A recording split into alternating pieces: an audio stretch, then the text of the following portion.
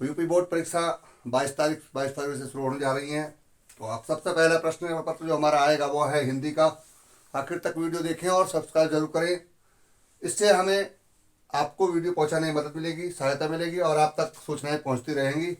सबसे पहली बात है, आज हम जो प्रश्न पत्र के प्रश्न लाए हैं वो 10th क्लास और 12th क्लास, 10th और 12th दोनों क्लास के लिए लाए हैं।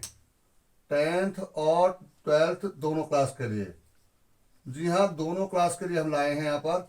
और ये महत्वपूर्ण प्रश्न है जो हिंदी में, सामान्य हिंदी हो, साहित्यिक हिंदी हो, या 10th की हो या 12th की हो, उसमें ये प्रश्न अनिवार्य रूप से पूछे जाते हैं बोर्ड में। इसमें से प्रश्न जरूर आता है 100%, चाहे वो एक ही प्रश्न क्यों ना आए, लेकिन आएगा जरूर। मैंने यहाँ पर जो प्रयोग किया है आपके लिए, सबसे पहली बात आती है हमारे हिंदी की बात करते हैं तो हिंदी साहित्य के इतिहास की।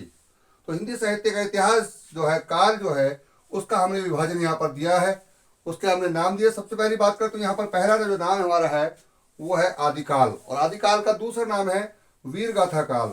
जैसे कि मैंने यहाँ पर लिखा है पैरा नंबर पे, इसका जो समय है वो है 769 यानी 769 ईस्वी से 1343 ईस्वी तक।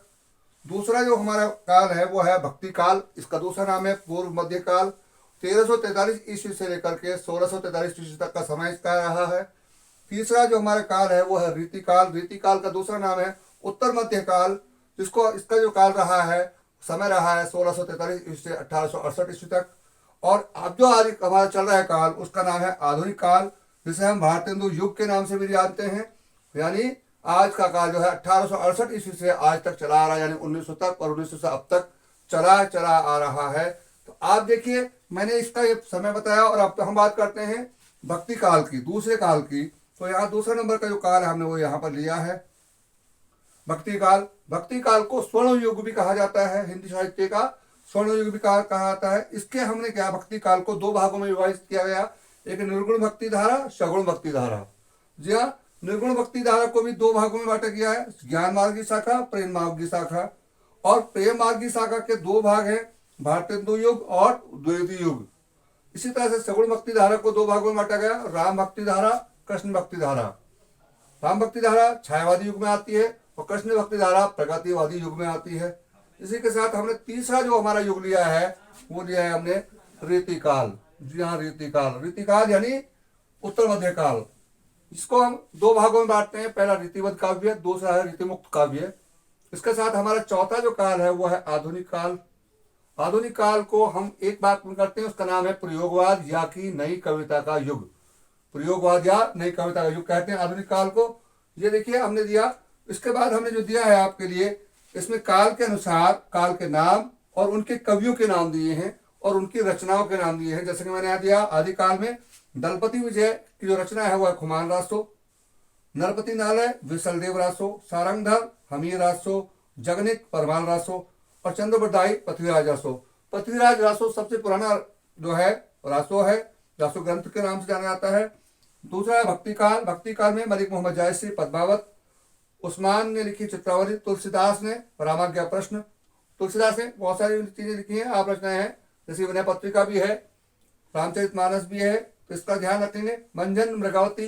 अगर दिया रीतिकाल के कवि हैं, रीतिकाल में कवि और रचनाएं, बिहारी लाल की बिहारी सत्सई, केशवदास की कविप्रिया, नंददास की अष्टछाप। और आधुनिक काल में हमने लिखा है, दो तीन लिखे हमने, मैथिली गुप्त, साकेत यशोधरा, जयशंकर प्रसाद की करुणालय, जबकि कामायनी, आंसू, लहर, झरना, ये भी जयशंकर प्रसाद की रचनाएं हैं। हरियोध, अयोध्या सिंह उपाध्याय हरियोध, जिनकी एक रचना है वो है पद्य प्रसून, प्रिय प्रवास, वैदेही वनवास। मैंने जिस तरह से यहाँ पर इसका प्रयोग दिया है आपको याद करना है इसे। इसमें से अनिवार्य रूप से प्रश्न आता है, 100% आपके पेपर में यह प्रश्न जरूर मिलेगा, चाहे वो 10th का हो चाहे वो 12th का हो।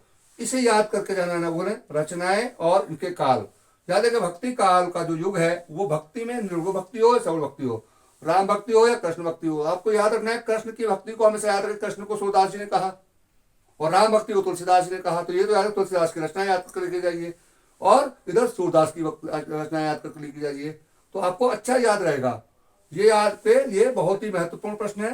उम्मीद का आशा करता हूँ कि इसमें से आपको लाभ मिलेगा और हमारी वीडियो देखते रहिए। 22 तारीख अभी आने वाली है, उससे पहले भी हम हिंदी के प्रश्न के बारे में बहुत सारे वीडियो डालते रहेंगे, प्रतिदिन आते रहेंगे। आप इसका लाभ उठाएं, हमारे चैनल को सब्सक्राइब जरूर करें। इससे क्या होगा, आपको सूचनाएं मिलती रहेंगी जैसे आप सब्सक्राइब करेंगे हमारे पास नोटिफिकेशन आएगा और हम आपके लिए दूसरी वीडियो भेजेंगे। लगेगा हमें कि आपको हमारी वीडियो पसंद आ रही है और हम वो प्रश्न देंगे हिंदी में जो कि आपको लगेगा कि हाँ वाकई में बोर्ड में इसमें प्रश्न आया, इसका अंदाजा आपको लगेगा, क्योंकि ये तो आने वाले साल तक वीडियो पड़ी रहेगी। धन्यवाद।